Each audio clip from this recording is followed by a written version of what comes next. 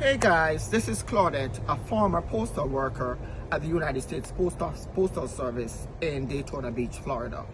I am here to tell my story about the hypocrisy of the United States Postal Service and how it supports racism and how it supports leadership lying. So on August 22nd, 2022, I was employed at the United States Postal Service.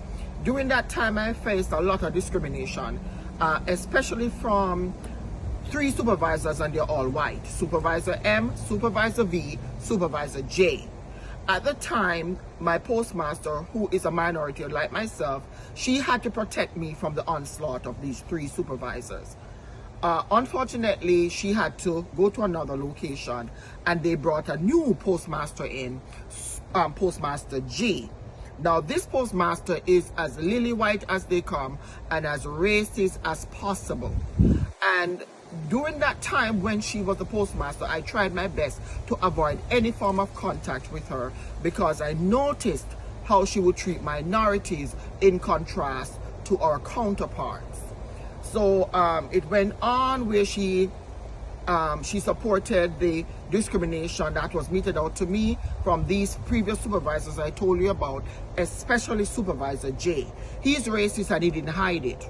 He never hid the fact that he's racist because something transpired one day at the post office and his comment was, "You black people, see, that's something you would do." So he's telling me as a black person, I would behave like the customer, although he, the supervisor, was wrong, because he was fighting this customer for something that belonged to the customer.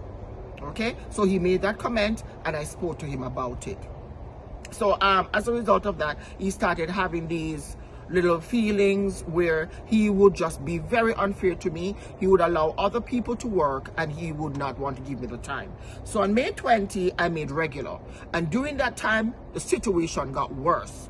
And he was just constantly on me, constantly making discriminatory remarks, constantly picking on me, although my counterparts did the same thing and got away with it.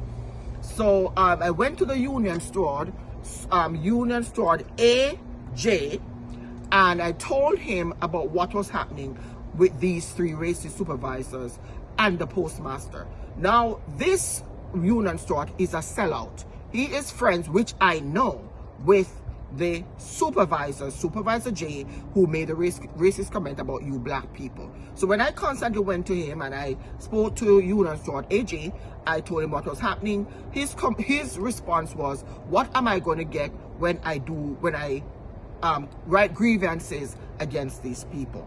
So as a result of that, AJ, Store AJ, Supervisor V, Supervisor J, and Postmaster G came together and came up with a story that is not true.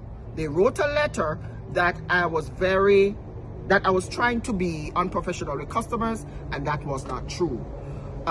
Everything went on. Cut a long story short, we met at the EEO. The EEO got involved. We met with the EEO, and as a result of that, Supervisor J, who kept coming at me with racial comment, finally admitted that what he wrote in the letter was not true.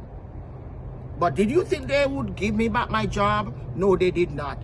They still went ahead and terminated me, even though they had to change the termination to a resignation. So they found out that they lied. The person who came to represent me was very, very good. "Doc, you were damn good." And he stood up for me, and they finally admitted that what they wrote in that termination letter was not true. But they still didn't give my job back.